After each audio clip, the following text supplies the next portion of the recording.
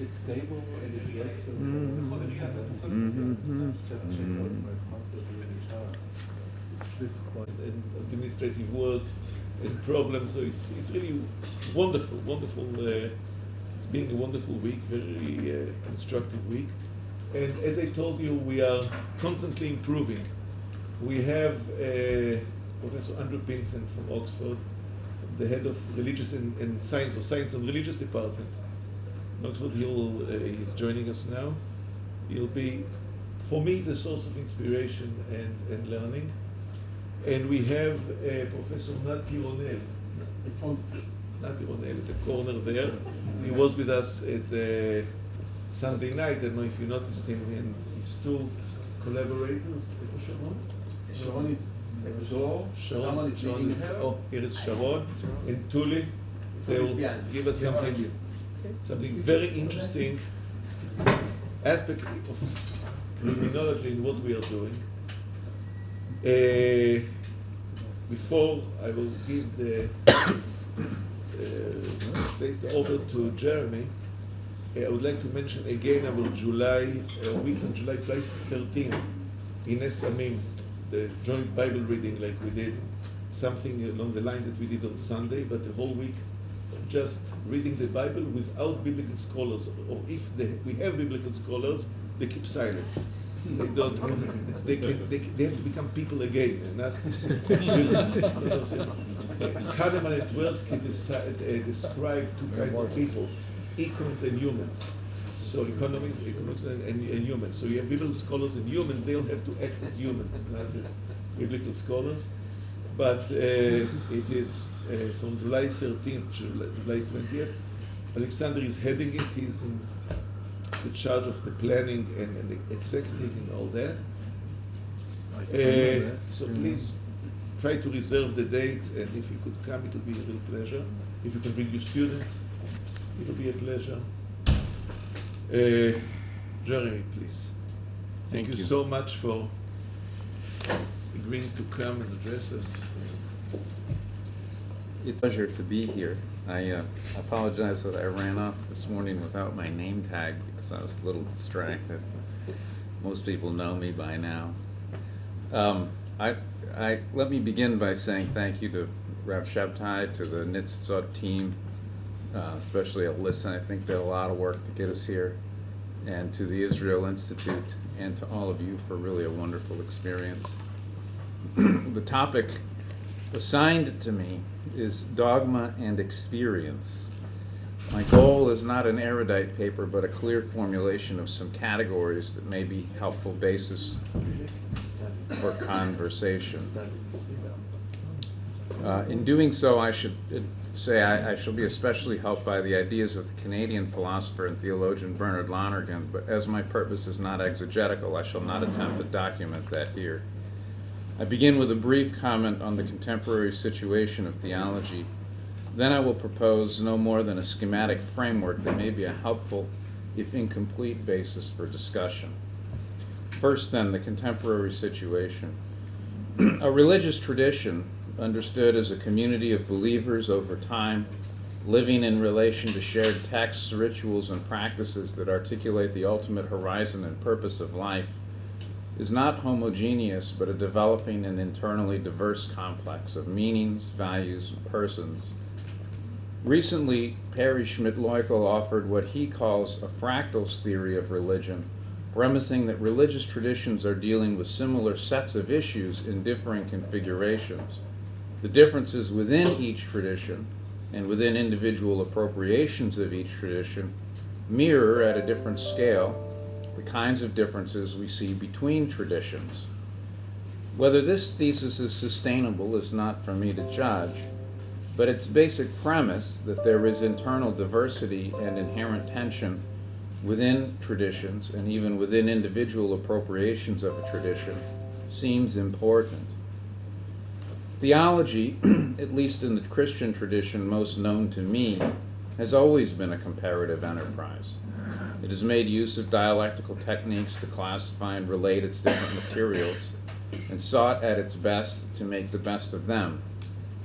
If in the high scholastic period an Avicenna or Maimonides made occasional appearance in the ledger, still the overall conception of Christian theology regarded only representatives of its own tradition as authoritative. Today, at least two factors have expanded the comparative moment in theology. First, whereas scholastic theology understood itself to begin with truths, as in the revealed mysteries of faith, contemporary theology, by and large, begins not from truths, but from data. It does not determine in advance what data or what questions might be relevant to theology as an enterprise of reflection on religion and culture. Second, on a classical conception, the human being is conceived as the rational animal or the incarnate spirit, but a contemporary anthropology tends to conceive the human being as the symbolic animal. Well, in fact, it is the case that reason is de facto historical. We talked yesterday a little bit about this. Reason as conceived by Locke is quite different from reason for Socrates or Aristotle or Thomas Aquinas. This fact is easily obscured in the classical conception. Rather more conspicuously, symbols are historical. The conception of the human being as a symbolic animal, then, has the merit of calling attention to the fact that cultural contexts are not all the same and are not static. The consequence of these developments and others has been an enlargement of the comparative vision of theology. Now the materials to be compared and related are not only those thought to pertain to a single tradition, but those emerging within various traditions. Further, the comparison is explicitly historically minded.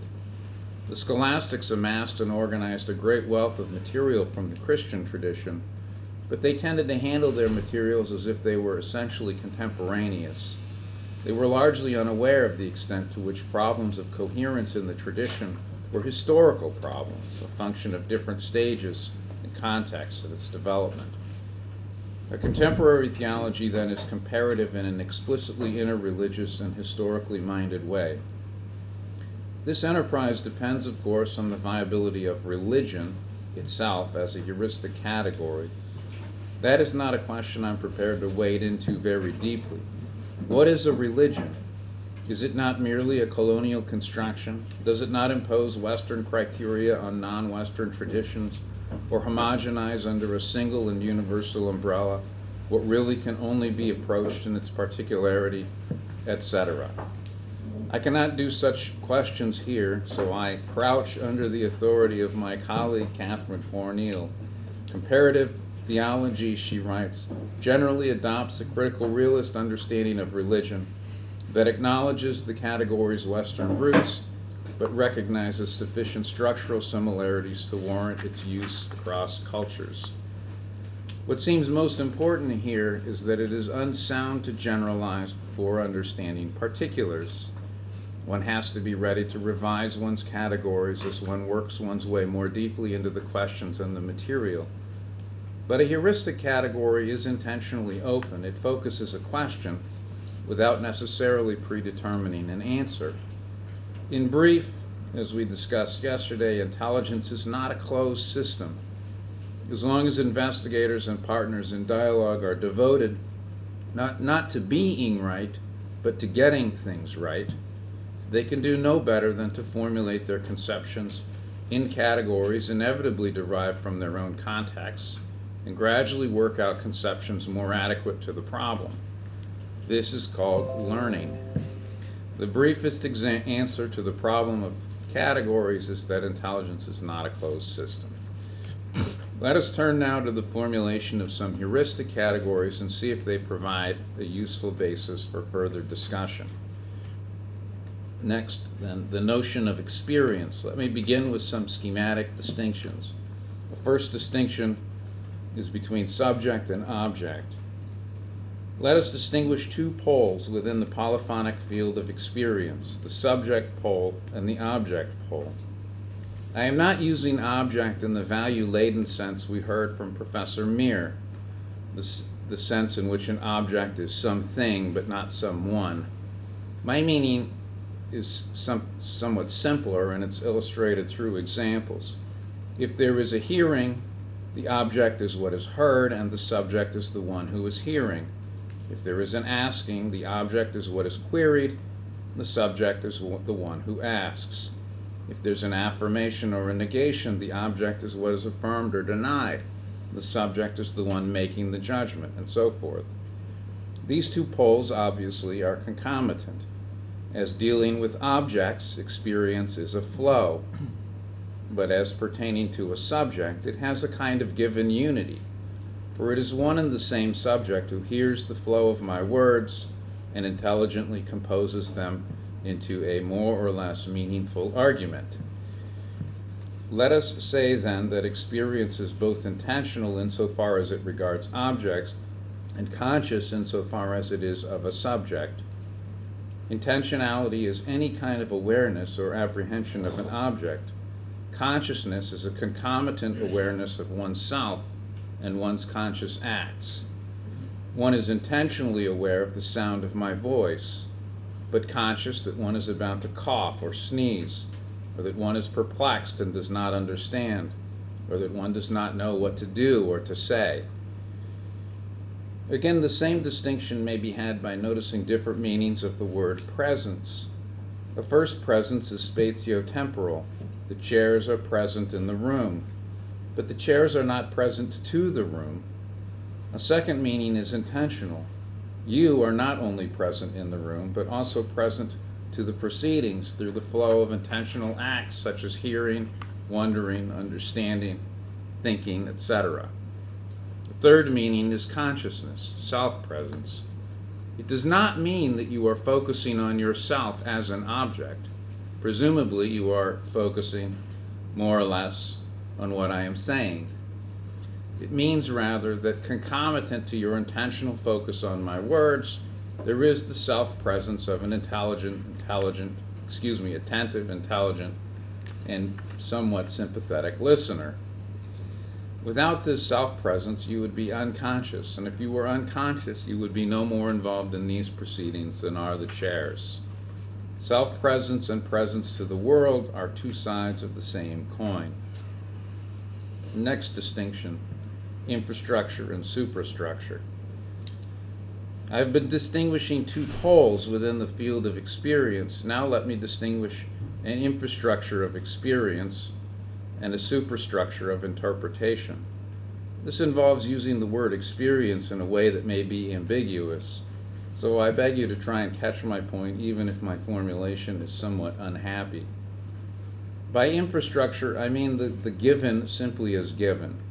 As a first approximation, take the distinction between data and hypothesis in the sciences. A hypothesis appeals to data, but the data as appealed to are not yet what is meant by the infrastructure. That is because the data as appealed to are named, distinguished, and classified, construed in relation to a problem, a set of questions, some possibly relevant ideas about the problem. Furthermore, a scientific problem, a scientific discovery and formulation generally presupposes a technical language that in its turn originated out of an ordinary language.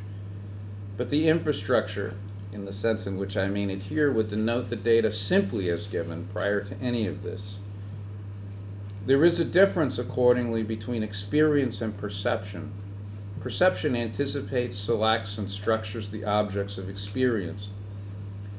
Everyone has had the experience of climbing stairs in the dark, expecting another step, and finding that it is not there.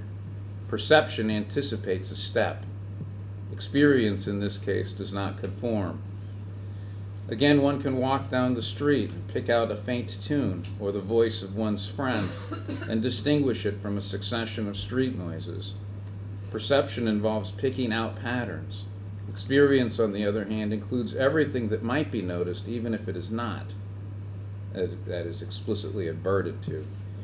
What is not brought into focal awareness may nevertheless be a factor in the situation and a factor in consciousness. Background noise may be irritating, though one does not pause one's work to bring the irritant into focus. The sound of my voice or my funny accent, these may be irritating. The infrastructure would include feelings as felt, whether or not one adverts to them. Therapeutic techniques that allow feelings to emerge and be identified are well known. Again, it would include sensory experience simply as given. For example, a recent article in the Journal of Personality and Social Psychology examines how paralinguistics, that is, acoustic properties of the voice like pitch and volume, affect the reception of persuasive speech. Probably accent, too. If you hear somebody with a southern accent in the north, it's less persuasive. Whether or not this hypothesis is confirmed by further research, the sole point I would make is that as the feelings occur, whether or not they are identified, so paralinguistic properties of speech would shape the intersubjective situation, whether or not the listener identifies them through a superstructure of psychological or ordinary language. Perhaps these distinctions between subject and object, infrastructure and superstructure, are relevant to the tripod of rigidity, chaos, and integration suggested by Professor Faust in her paper. It is not the objects that are rigid or chaotic, but the subject. And the rigidity or chaos qualifies the manner in which the subject is capable of apprehending the object, and so of arriving at a superstructure of interpretation of themselves, their factors in consciousness and the consciousness of the subject. Perhaps, too, they are relevant to the word of Isaiah, "They shall look but not understand," for the reproach supposes a limitation principally on the side of the subject. What is given on the side of the object ought to suffice, but there is a block, and the block is what is given on the side of the subject. It is malice or ignorance or weakness, not necessarily as known, as adverted to, but as an infrastructural factor on the part of the one who looks but does not understand. And we could think of other parallels. Augustine's discussion of the fides qua and the fides quae, the faith by which one believes, and faith in the sense of the articles one apprehends, or Aquinas' distinction between the lumen rationis, or the light of reason, or the light of faith on the one side, and then the objects one deals with. Next, structuring activities. Distinction between infrastructure and superstructure implies that there is a set of structuring activities. Experience does not come with labels attached. The labeling results from such activities as advertence, distinction, comparison, evaluation, and the like. The superstructure is the context provided by such activities, and the structuring process is constituted by the activities themselves. It is one thing to feel anxious and another to advert to the fact that one is anxious, and still another to understand the causes of one's anxiety. Advertence to the fact, or even the possibility, introduces a superstructure of interpretive categories. Oh, this is anxiety I'm feeling. Investigating the causes develops the superstructure toward explanatory understanding. I should insist that the infrastructure is distinct from the superstructure, but not isolated from it. They compose as matter and form. One's understanding of politics or economics or of moral and personal dilemmas shapes the flow of one's experience. It may generate anxiety, peace, confidence, or lots of other feelings. This means consciousness is historical. You're not in a vacuum. What is true of anxiety or trauma is also true of the experience of wonder in its three great manifestations and questions for understanding, in the rational requirement of evidence, in the moral impetus toward the worthy and the right as distinct from the merely satisfying or pleasant. The same is true of the experience of love in its principal moment as self-surrender, and in its subalternate moments as trust and daring. These dynamics arise and function in our consciousness whether or not they are brought into focal attention. They constitute the fundamental possibility of our self-transcendence through learning, moral agency, and devotion. They do not determine necessarily the objects of our inquiry or devotion, but they do constitute us as cognitional, moral, and religious subjects. I would add that such dynamics, meaning here wonder and love, within consciousness are per se ineffable. I use ineffable in a technical and not merely a rhetorical sense. The ineffable is strictly inexpressible by any proportionate symbolism. When a person devotes herself or himself in love to another, to a spouse or to children, or to one's fellows, or to God, she cannot possibly know in advance all that it might cost or entail. As the determinate meaning of wonder is worked out only through asking and answering questions, so the determinate meaning of love and devotion is worked out only through a lifetime given and taken in self-surrender. If you hear something that sounds kind of good, it's probably a quote. That was T.S. Eliot. The activities that construct the superstructure are themselves conscious and intentional operations. Because these activities occur within consciousness of themselves, they pertain to the infrastructure of experience. They're part of it, even though it is through them that we distinguish and relate, interpret, and evaluate the elements of our experience. In other words, everyone raises questions and wants to understand, at least sometimes. Everyone appraises evidence and wants to be rational, at least sometimes. Everyone is motivated by the truly worthwhile and not merely the pleasant, at least sometimes. But not everyone, it seems, wonders about their wondering, reasons about their reasoning, deliberates about their deliberating, and so forth.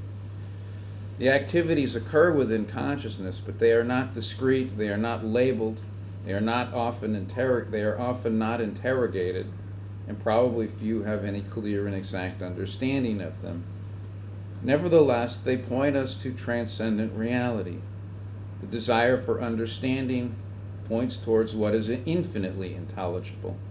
The demand for sufficient reason points towards the all-sufficient and self-explanatory reality. Moral experience raises the question of unrestricted value. A love that is unqualified, as in, you shall love the Lord your God with all your heart, all your soul, all your strength, and all your mind, relates us to a beloved whose holiness and loveliness is unqualified. Finally, I would say that the universal element that makes transcultural communication possible, this is with a sidelong bow to yesterday's discussion of Jula's paper, is not a structure of a priori concepts, but rather the way in which the activities of loving, responsibility, reasonableness, intelligence, and attentiveness structure together. Activities. I would add, as Jula suggested at the end of his discussion yesterday, that loving is prior absolutely, because it determines whether we are prepared to enter a conversation with genuine listening, a desire to understand one another, a concern to reach what is true and truly worthwhile. Without love, they shall look and look, but never understand. Finally, in this section, the flow of consciousness. It is an abstraction and perhaps a rather violent one to talk about acts of consciousness. Really, consciousness is a polyphonic, conditioned, and dialogical flow. The flow moves in different patterns. There's a spontaneous flow in the play of children. There's kind of dramatic flow in the interaction of adolescents or adults. Each of us is playing a part, and our basic aesthetic work is our own life and style. So here I am with my bow tie. The flow mingles. It's not just anyone who can put a bow around his neck. I know. I for one. I envy. The flow mingles with the intellectual. This flow mingles with an intellectual flow in the give and take of a seminar, and the intellectual flow may be more dominant still in the crafting of a paper or the design and conduct of an experiment. And in worship and prayer, there is a kind of religious flow of consciousness. The flows always have an affective complexion or color, a taste or a mood.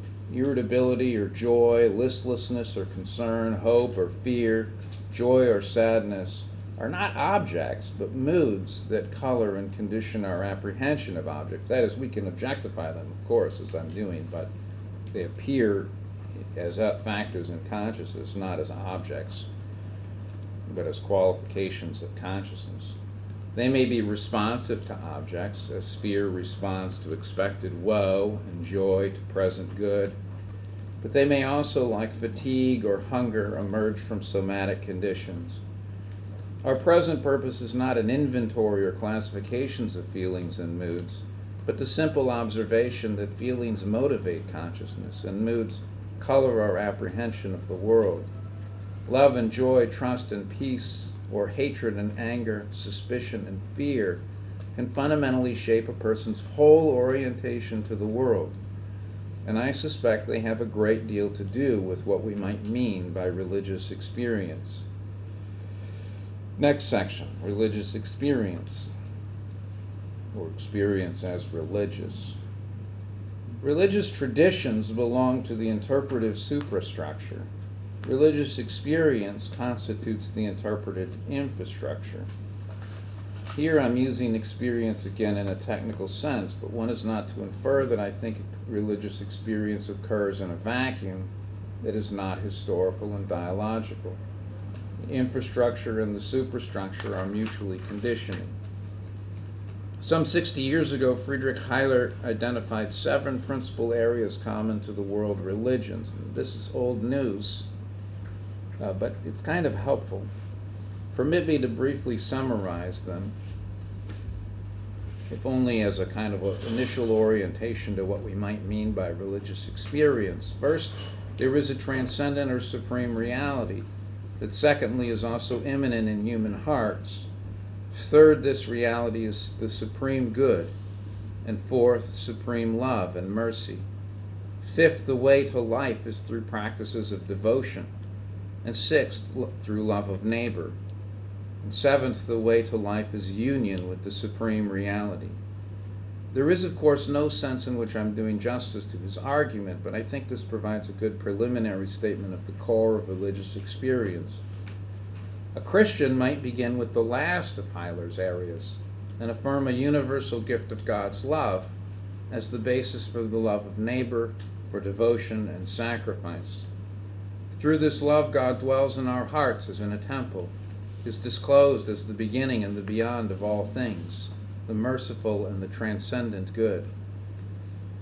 Thus, Heiler's 7 areas appear to be so many effects of grace, that is, of the love of God poured into our hearts through the Holy Spirit. Its harvest is love, joy, peace, patience, goodness, kindness, faithfulness, gentleness, and self-control. This gift, I would say, or religion, is a fundamental aspect, the most fundamental aspect of self-transcendence in human living, because the human heart is restless and doesn't rest until it rests in God. 2 more brief sections. Experience and expression. Because love is first and foremost a qualification on the side of the subject, it can affect as a factor in consciousness all of life. It touches everything. But it can be named and cultivated through a tradition. My dogs, as far as I can tell, mostly live their waking lives in the world of their sensorium, the world of the immediately given. They're involved with meanings, that is, they understand my commands, or they take my commands, they're conditioned to them. But there does not arise, they do not scrutinize meanings, and there does not arise for them, as far as I can tell, any question about the relationship of the meaning to the meant. Their world is simply immediately given, with a minimal and perhaps mostly instinctive superstructure. A human adult does not live in an immediately given world, but in a world attained through meanings. By learning a language, we move ineluctably into a world mediated by meanings. That world is also largely constituted by meanings, and motivated and regulated by values. What, for instance, is Israel? Or what is the church? Or what is Brazil? What is the Catholic University of America? They are realities primarily in the order of meaning and value. That order is carried by symbolic superstructure. It is a world with a history, a world structured by intelligence, reason, choices, and devotion. No one can live a human life without some orientation to meaning, value, and the world. When we want to represent what is mysterious, we tell a story. That is, our first and basic apprehension of our world is narrative and symbolic, whereas by symbol I mean affect-laden imagery. We've seen many superb examples of such symbolism embodied in the gardens of Bar-Ilan University. But the symbols orient us to the meaning and the value of the cosmos, and the meaning and the value of our own lives. Implicitly, this orientation involves us in ontological truth claims. Consequently, there can arise in the life of an individual or a tradition what Georg Simmel called a Die Wendung zur Idee, the reflective shift toward a systematic examination of a tradition's meanings, values, and purposes. I would suggest that dogma arises out of this shift. By dogma, I mean a truth claim articulated in the ambit of systematic or explanatory meaning. The superstructure of religious interpretation, I would suggest, exhibits two distinct stages, probably more, I don't mean to be exhaustive. First and most basic is the stage of narrative and symbol. Later, there may come a stage of reflective and systematic examination. And dogmas are, or are intended to be, heuristic truth claims proper to that stage. Western modernity has also told a story and has its symbols, and in that story, scientific knowing is apt to be regarded as the only valid form of knowing, so that religion is not a form of knowing, but something private and emotional and safe only in as much as it is private. Tradition is suspect, and the religious impulse often expresses itself in random and unguided syncretisms. In short, modernity has its dogmas too, and they merit a dialectical scrutiny, though we cannot undertake it here. The functions of dogma.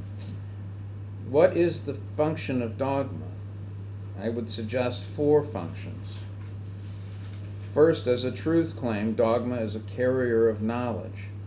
It is meaningful only as the answer to a question, and one has to work one's way into the question to grasp the meaning. But the question is reflective in the aforementioned sense. It belongs to the shift toward a systematic examination of a tradition's meaning and values, and purposes, and claims. Those meanings and values orient us to transcendent mystery, so dogma can only be heuristic, if I may put it that way, a statement that orients us, that guides our orientation to inexpressible, the unknown. It cannot exhaust the mystery that grasps us. Second, dogmas are in some way constitutive. They define who we are as a people, as when we say, credimus unum Deum, so forth. Third, they are effective. They tell us what to do. I'll say more about this in just a moment. And fourth, they are communicative. They proclaim our meanings and values to others, though in the limited way that regards intelligence and reason. That is, the dogmas they're kind of abstracted in a way from the totality of life, not in the powerful and affect-laden manner of the symbol and the story that engage the whole person. Nevertheless, this way is not an unimportant one. On his road to martyrdom in Rome, St. Ignatius of Antioch asked why he should really suffer if Christ his Lord had only appeared to suffer. His aim was, as he put it, to imitate his suffering God. The implicit claim was that the suffering of Christ was not only real, but really the suffering of God, that Christ was somehow God. I don't claim that Ignatius was very clear on the meaning of his somehow. We might put this question another way and ask whether the all-holy and all-sufficient God demonstrated his love for us by sending a mere man to death on the cross. or by making himself vulnerable to our malice and ignorance and weakness? Was it God himself or only a man who lived the life of a Galilean Jew, patiently bore our hatred and abuse, and handed himself over to us in mercy and love? Different answers to that question define different religions, it seems to me. And I would add, this is parenthetical, but just thinking about Professor Mears' paper and the suggestion that somehow the dogmas are introducing some Greek Hellenization into the thing. The question of the 4th century is the same question as Ignatius has, and the same question as the Gospels. Who is Christ? Who do you say that I am? What's being introduced is a Greek technique of operating through propositions that are logically controlled. Anyway, so I would argue. Last section, you may be relieved to know. Differences. Finally, permit me the obvious observation that there are different kinds of difference. The fundamental differences are dialectical oppositions that result from the conflict of good and evil, the love of God and the love of self and the world, or less tragically from the immersion of our polymorphic consciousness in the world of the senses and imagination. There's all kinds of blends and mixes, too. Besides such dialectical differences, there are genetic differences that relate different stages from maturity to maturation, or from less to more complete and perfect. Among other things, within a single tradition and between traditions, there will be differences resulting from the extent and the manner in which the shift towards systemization occurs or does not occur. Further, there are complementary differences that relate different aspects of coordinated perfection. The difference between a physicist and a theologian, or a theologian and even a philosopher, is, for instance, a complementarity, not an opposition. Here I might observe parenthetically that traditionally Christians have conceived their relation to Judaism primarily as a matter of genetic difference, as a matter of the more mature to the less mature stages in the same tradition, or in the same providence of revelation, the same dispensation. But as Professor Mears suggested, I think this is right, it may be helpful, more helpful, to understand divine providence as permitting the differences because they are complementary.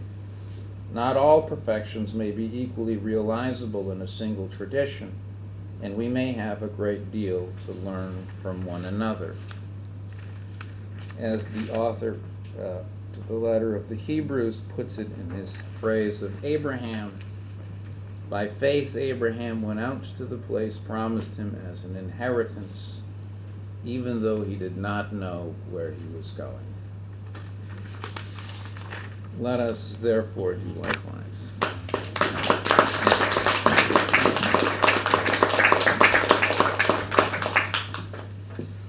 Rabbi, speak, Lord. Your servant is listening. I want to take the last sentence. My favorite one. God, it was an experience, not a dogma, to tell him to go, and he had no explanation. Yes. He simply followed God. So the experience, you said, actually is universal, more or less. It's very personal, but universal.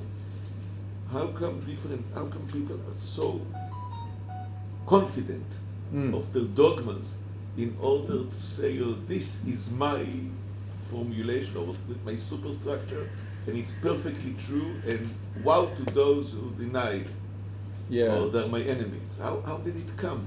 It's psychological, political. It's part of, it has any rationality, or it's just happened this way.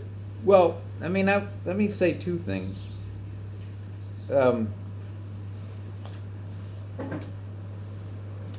Abraham's experience. I mean, I think what you say is kind of correct to what I was suggesting there. Abraham's experience.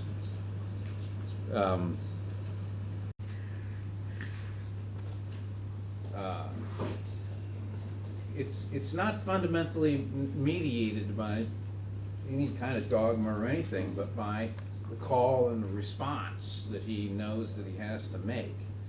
And it's addressed to the totality of his person, right? go into the land promised you as an inheritance. But it can raise questions. I mean, certain kinds of questions can arise about that. Like, okay, so God is speaking. Who is God? Is there a God? Is it possible that God really speaks to a person this way? And so forth. And I think when you get the shift towards making explanatory and truth claims, doctrinal truth claims, when you really move into the ambit of those questions, they're derivative. I completely grant that they're derivative, but I don't think that they're irrelevant. So I see where they're coming from. Now, there's two things, and one is positive and one is negative, it seems to me. I mean, one is everybody likes to be right, and everybody, there's a spontaneous way in which, you know, we're organized by preference for one's own, and so you look for the answer in the psychology department. You'll need a psychologist to explain. Well, I think that's part of it. Rigid. I think that's part of it, but I also think, but the flip side, which is the positive side, is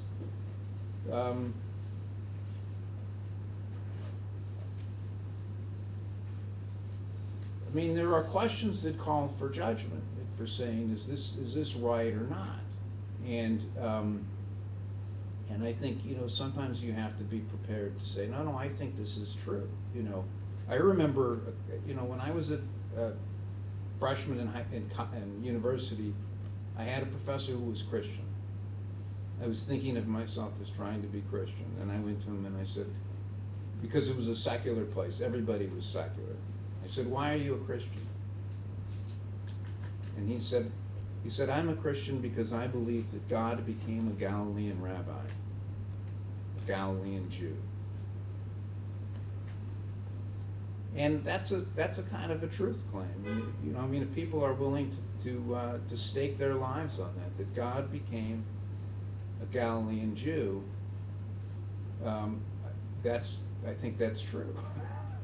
That's for me not a negotiable element of discussion, but the impulse to exclusivity that says, well, everybody who doesn't accept that is therefore bad and malicious and evil and wrong, that I just think that's a kind of a mistake. That's the thing slipping over into being, you know, then it becomes a kind of a truncheon.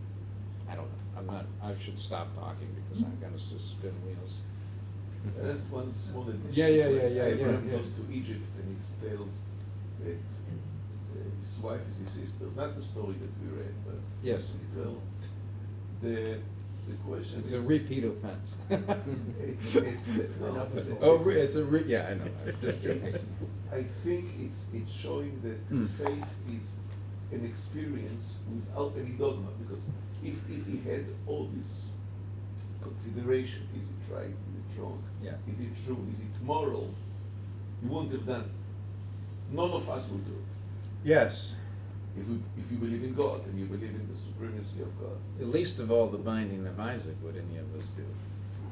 So does it show that actually at least Genesis is about pure experience and not looking for explanations?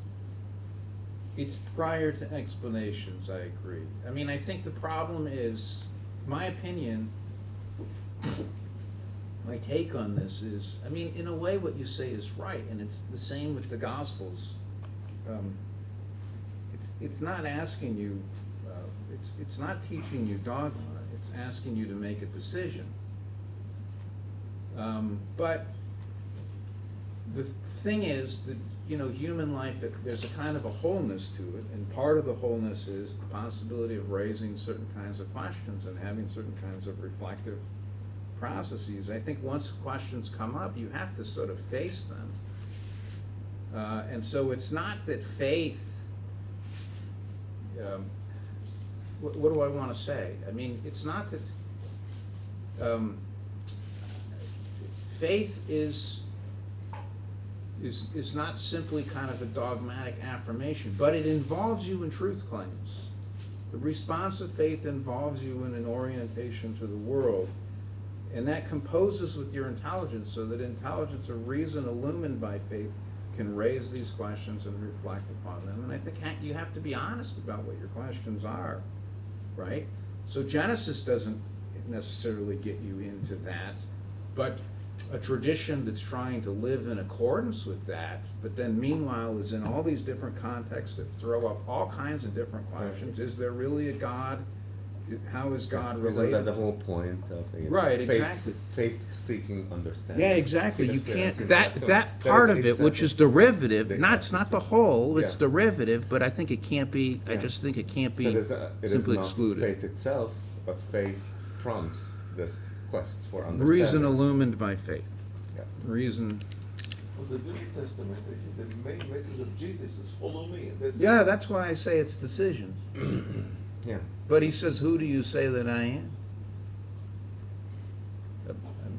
That question can be put in different modes. But the experience of the Christians was a feeling that they needed to be able to put that question in some kind of rationally articulate way in order to protect the thing that they thought was most important about Jesus, that this was a human and historical life that was lived by a divine person because out of love for us. It's true that the gospel is follow me, and it's an invitation to a decisive personal act. But it's also true that it raises these further questions. To whom am I devoting myself? Who do you say that I am? Elijah, one of the prophets, John the Baptist, and so forth. Sir. I have by hearing about the structure and superstructure, it kind of reminds me of Marx, actually, on his contribution to the critique to the political economy. And it also reminds me, although Marx says that the structure defines the superstructure, but nevertheless, it also reminds me of Mises' rebuttal of this idea, where he gives the example that man uses guns. Yes. So, okay, they use guns, they try to produce the best gun that they can, either to shoot animals, to kill themselves, doesn't matter. But still, in order to produce better guns, they have to develop ballistics. And in order to develop ballistics, they must develop a ballistics which work, meaning there is the need of something which is something true that goes beyond either the structure or the superstructure. Now, going back to your lecture and to my question, is what's the place of truth, and not only truth claim, but truth in itself. For example, when God says to Moses, go to Pharaoh and says, well, you have to get all these people out of here, they are your slaves, but now they're going to be free. And so how does truth works in your view? What's the place of truth, either in dogma, in religious experience, and how would you see that? Well, truth is said in many ways. But I mean, one could talk about truth in the sense of the truth of existence and being an authentic person, being an authentic Jew or an authentic Christian, and I think that would be. It has to do the basic meaning has to do with some kind of conformity. So the conformity of the person to the requirements of her tradition, let's say, or the conformity of the tradition itself to its own best meanings and values and so forth. So we could ask whether I'm a true Catholic, or whether the Catholic Church is true to itself. Let's say after Vatican II, people say, well, you might as well be a Protestant now, or something, So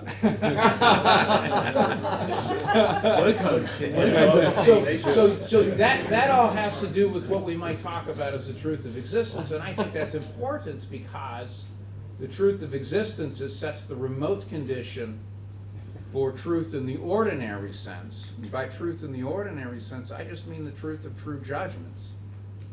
So in that sense, truth is just the conformity of the mind to what is so, to what is the case. So we say, you as a Jew and I as a Christian, there is a God who is to be loved with all one's heart and all one's soul and all one's strength and all one's mind. That's the first and greatest commandment. And you could raise the question, is there really such a being, such a reality as God, transcending the whole order of created reality, that is lovable in such a way? And that's a question for truth. It's a question for judging. When we say this, what exactly do we mean? Or at least can we have some kind of rational determination of what we mean that excludes the things that we don't mean, and so forth. And that's truth in the ordinary sense, which is a correspondence or an adequation of the mind to what is so. I don't know if that helps answer your question. I mean, and by the way, just parenthetically, I mean, the infrastructure and superstructure thing, I just don't want to have anything to do with Marx. I know. No, but So I maybe- use this as, So maybe I need to flee the whole zone. Jeremy, figure out so a- don't use superstructure then.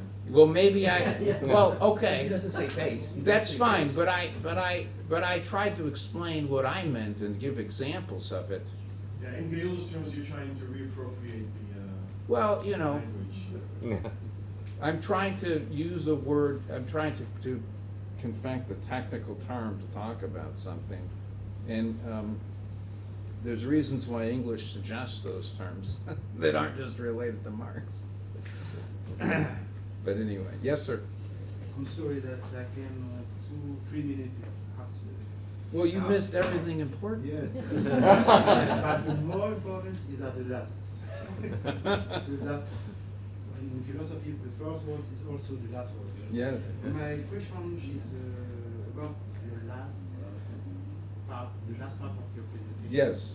Yeah. About difference, the definition of difference. Yes. You put here like two kind of difference. I said three. Complementary differences and also dialectic difference. And genetic, developmental difference. Okay. Yeah. Can you accept the disymmetric, like Levinas' word, difference, like a disymmetric difference? Can you explain what you? Disymmetric, when you say complementary, it means that you have two persons who are equal, or two staff who are equal. Uh-huh. Okay? Let's take the classical philosophy. You and I, Yes. we are two different. Yes. Two persons or two different. Or if you take the subject and the object, it's two different individuals. Yes. Okay? So you can make a dialectic Yes. difference, you can make a complementary difference, Yes. or you can make according phenomenology and Levinas phenomenology, you can make a kind of disymmetrical, never equal differences. Okay? But when I consider the framework, the first part of your exposition, Yes. of the presentation, you speak about consciousness, Yes. presence, Yes. and also about infrastructure and dogma. Yes. My question is, how you can make the difference when you see a table or a dog? Yes. Do you have a complementary difference between a dog? You see a dog, now there is a dog here. Do you have a complementary difference between the dog you see and you? Or if not, Yes. how can you accept that the difference is a disymmetric difference because it's a dog? Or you see the table, right Yeah. now you see the table, this is the table. Do you need a dogma? Do you need a faith? Do you need experience life to know that is immediately tell, because you understand what I'm saying? Yeah. So- Well, it's a hard question to answer. I mean, I was thinking mainly of the kinds of differences that emerge between people or between traditions. So I would say about 4 things to this point. First of all, it seems to me you know what is so, not simply by looking at it, but by asking and answering the relevant questions about figuring out what it is. And, you know, so if I were thinking about tables and dogs, I don't have a very good understanding of either, although I know how to use the words well to name the relevant sensory phenomena, and I know how they're used. And I like dogs. I have dogs. They would be in certain broad sense included in what I mean by complementary. I'm happy to grant your asymmetric point, probably. They're complementary within an order of the world in which not every divine perfection can be mirrored in every creature. But since creatures are finite, you have to have a whole order of creation in order to mirror forth the divine glory, it seems to me. And so you have to have all kinds of different things. And some of them are dogs, and some of them are tables.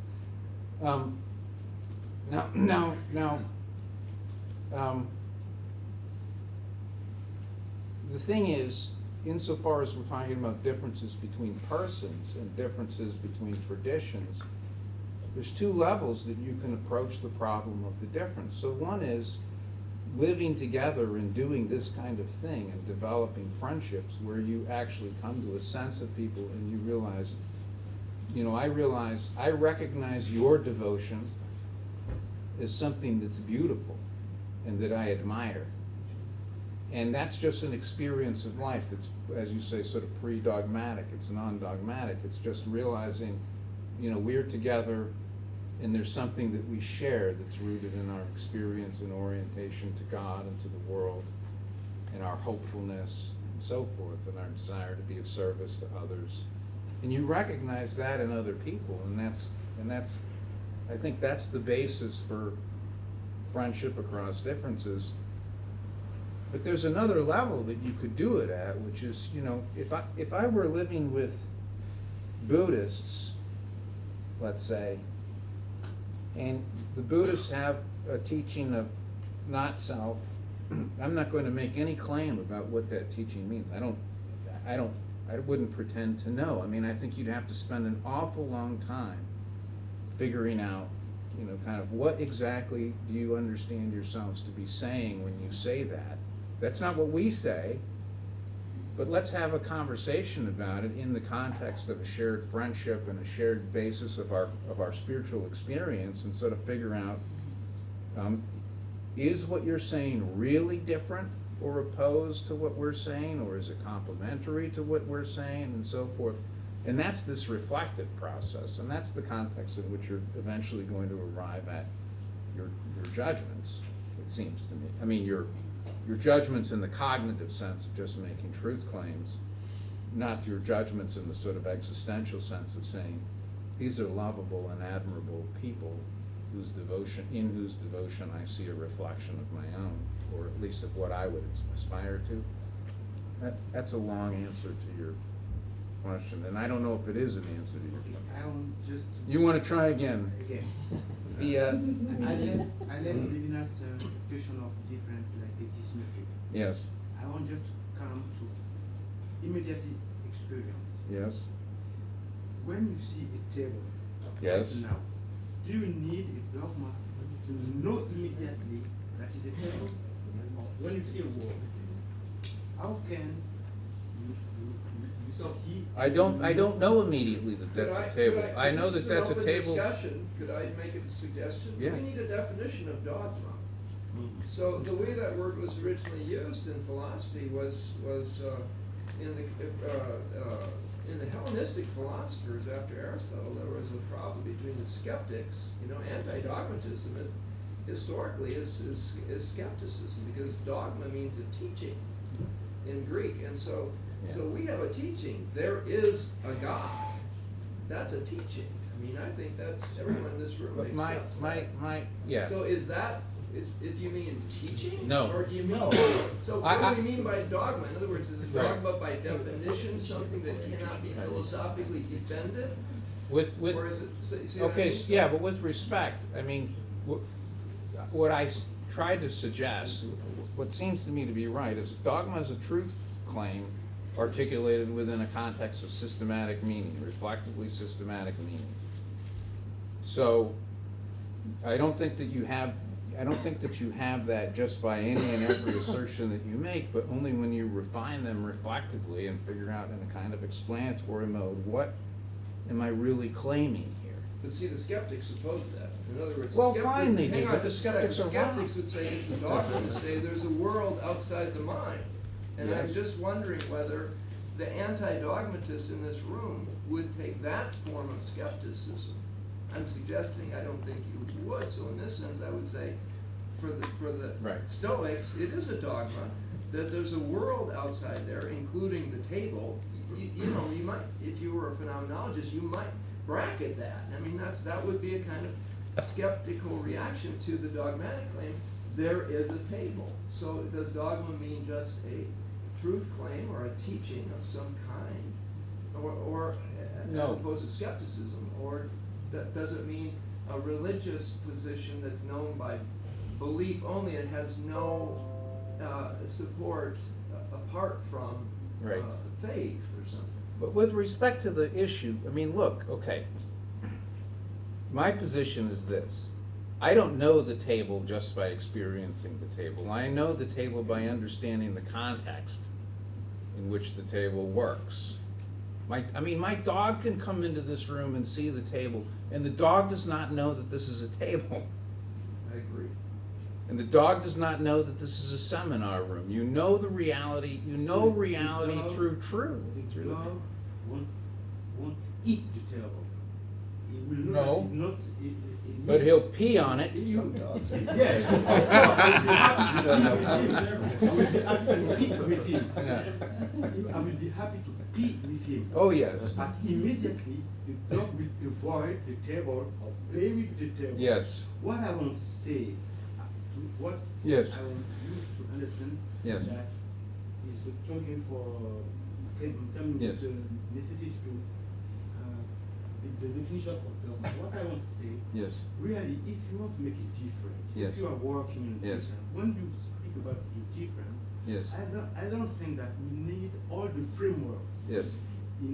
If in a philosophical point of view, you use like what Husserl called natural psychology. Even you use the term of intentionality Yes.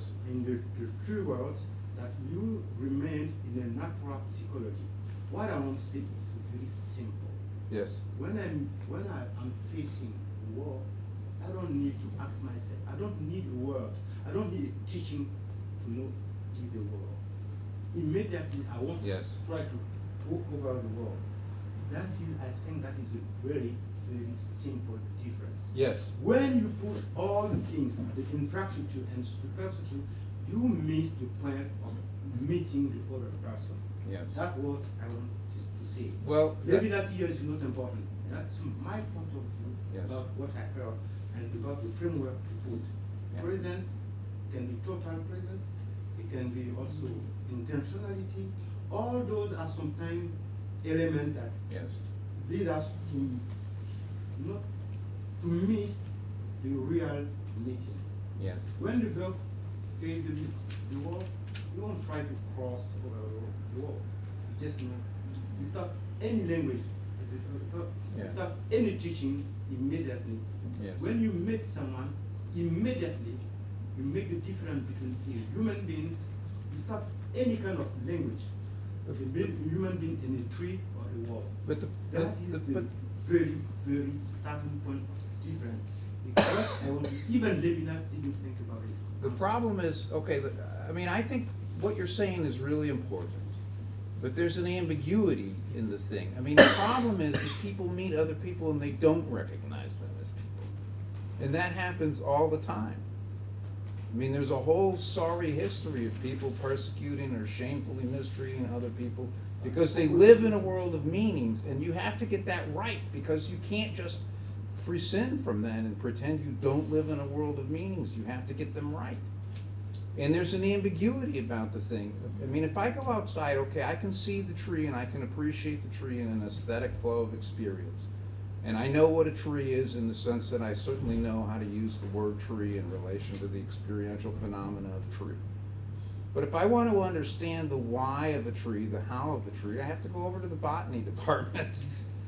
You know, so there's an ambiguity about what it means to know reality. The reality of the tree in relation to my experience as aesthetic and sensory and so forth, and the reality of tree in relation to the questions that I have as an intelligent and reasonable person. And those things have to sort of be related to each other.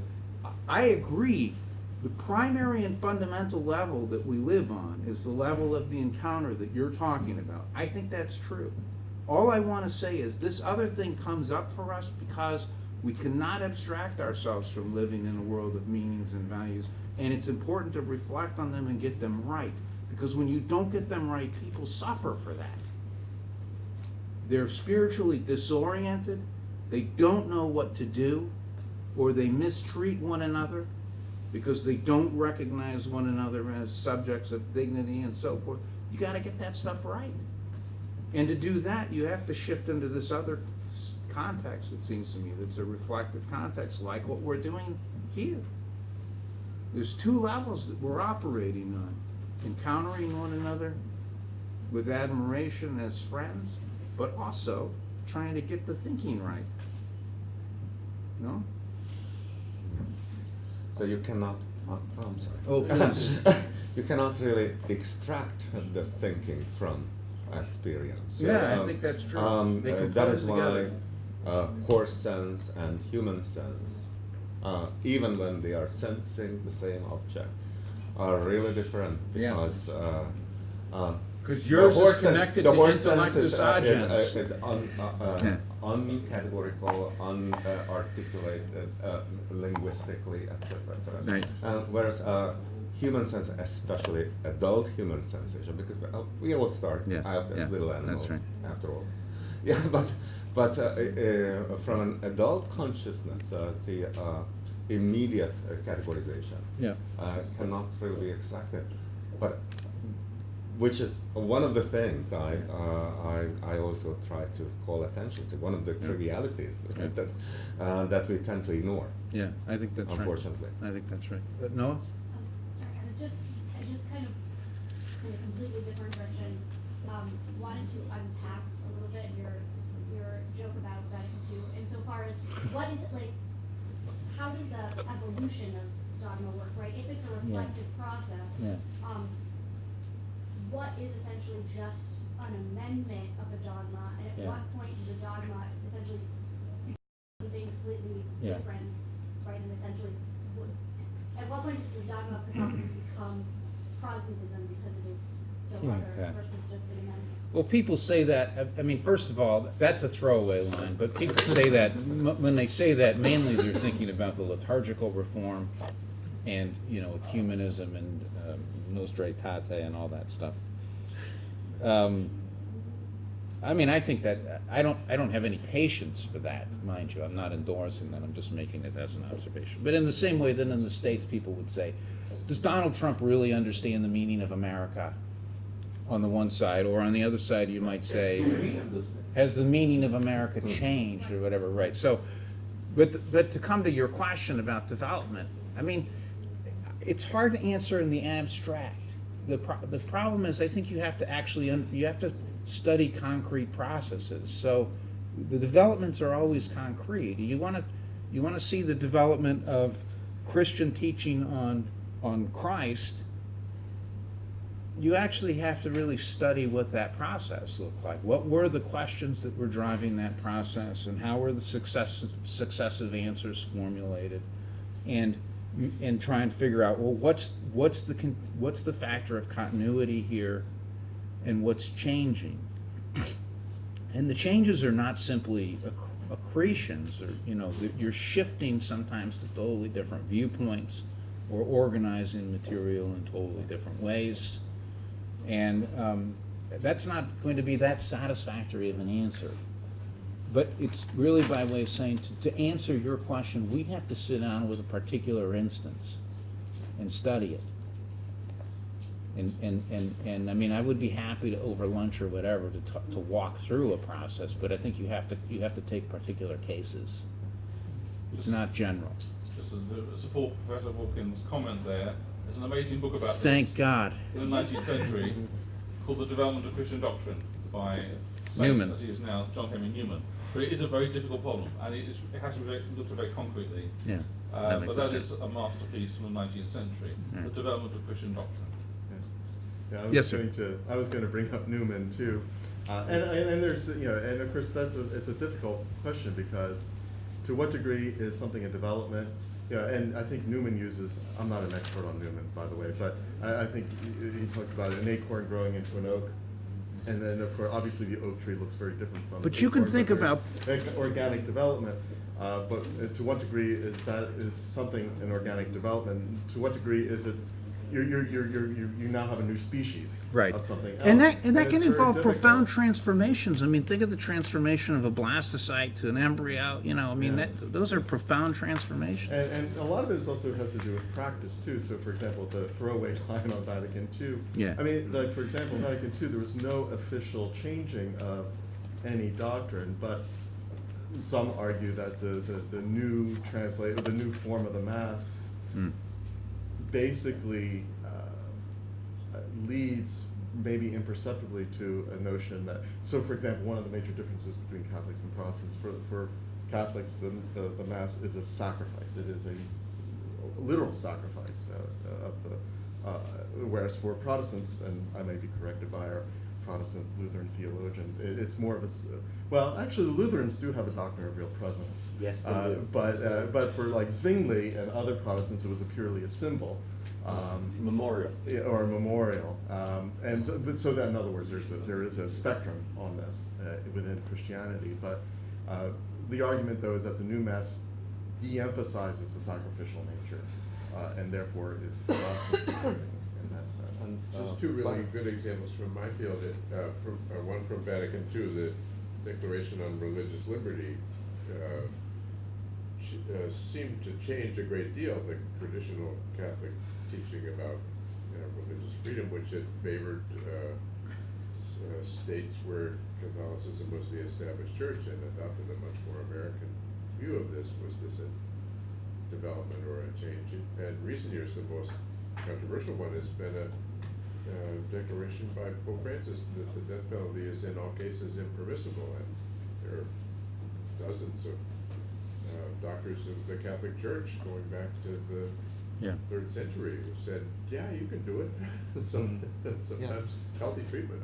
And in fact, what is great about the acorn and oak tree analogy is that what secures the continuity is the sameness of the genetic code that is going to be expressed in different ways in different stages of development, exactly like in the development of doctrine.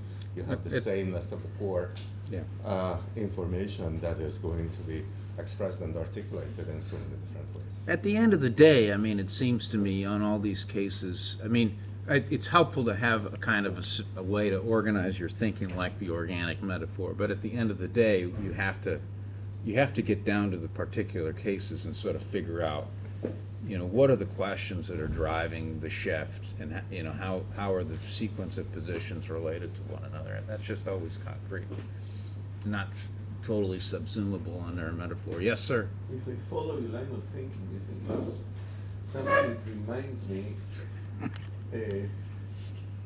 something like the advance of science and technology. In a sense, we try to make sense in the world in order to know how to make things work. And if you discuss the issue of the divinity of Christ, so it's actually, even without understanding what divinity really is, we can still speak about it, whether we have to follow it in such a way or we should criticize, we should think it's finite or infinite. Actually, it all comes from something that, from the wish to know how to work the system. It's really the thing that you're saying. that it really doesn't matter. The deep meaning of divinity is it doesn't really matter. I would give the divinity something which is even close to practical sense. Yeah, I mean, you can govern your thought with a set of rules. I mean, the way the dogma ends up working is by formulating a second order kind of proposition.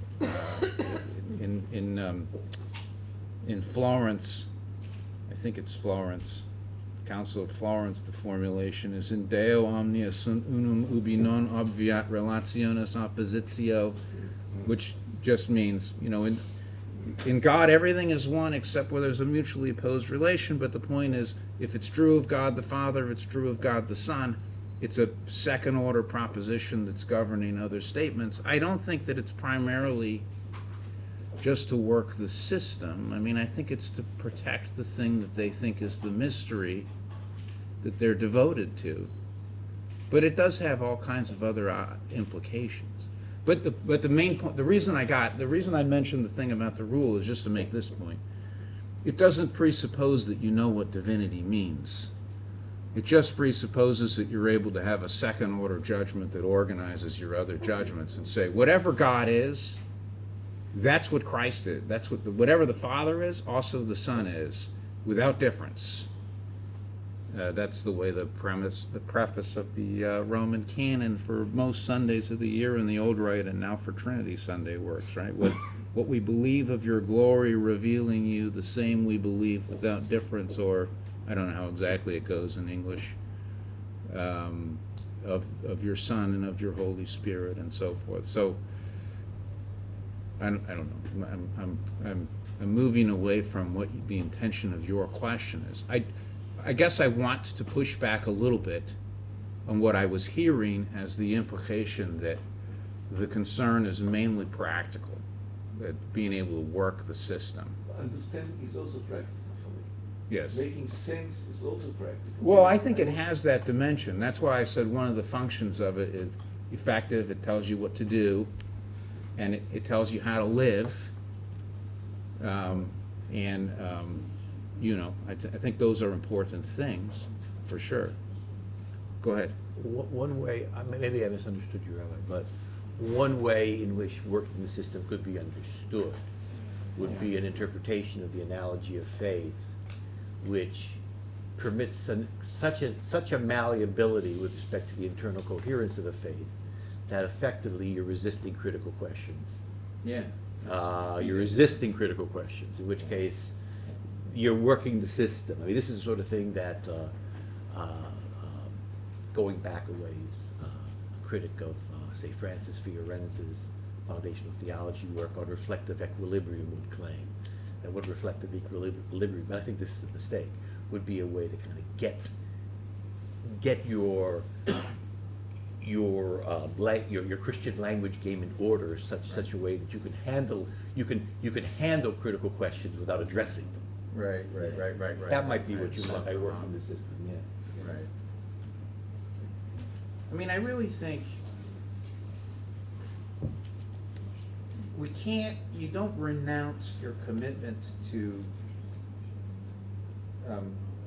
trying to be reasonable, trying to understand the things that you hold to be true and so forth, simply because you accept something in faith, you hold it in trust, and you realize you're not its master, but you can't renounce the human need to reflect on your meanings. And those questions don't come up in the same way for everybody. I mean, lots of people are just content to believe the things that their tradition gives them and to do the things that their tradition proposes to that's them. what David meant by teaching. Teaching, you assume a teacher. Yeah, well, that's, I mean, and I think largely that's true, and there's one level on which the dogma functions that way, but I think, there is this kind of reflective, if I may be permitted to use the word, superstructure. There are people for whom the questions arise, And they have to be intellectually honest about them. You can't pretend that the question never came up for you if it has come up for you about, well, what's the relationship between Jesus and Paul, and between Paul and the Council of Nicaea, between Nicaea and Chalcedon and Vatican II? You have to face those questions if you're intellectually serious. Yes, sir. Ricardo. Yes, Fiat mihi. I would like actually, If we could, this will be the last question so that we can, Okay. So, You're a hard master. ask them our questions. when it begins to get interesting, that's the time to stop. Well, I'm sorry that it's only begun to get in. That's brutal. Speak, Lord, your servant is listening. I would actually like to Yes. base a little on what David was talking about as Dogma's teaching, and actually to ask a question for you and Paul. Yes. Would you agree that the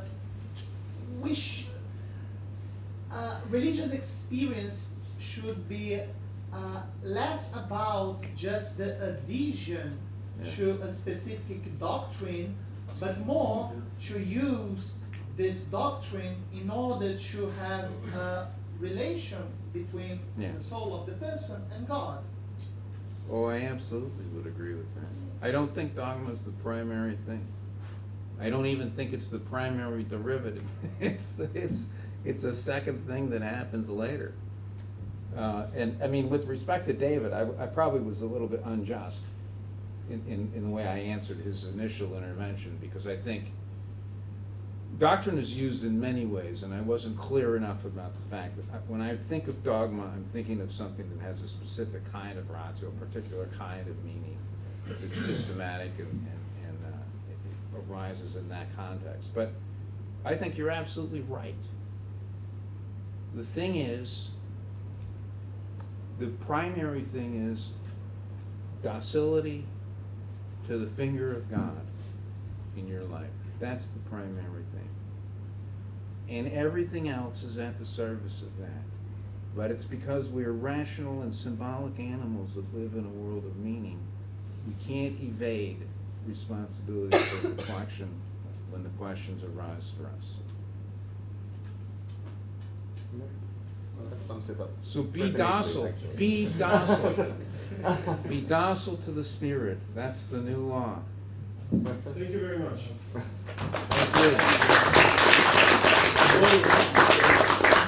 Thank you. So 5 minutes, and then we're going to start with Professor. Very Olam good. and- Appreciate it. I got a lot of games.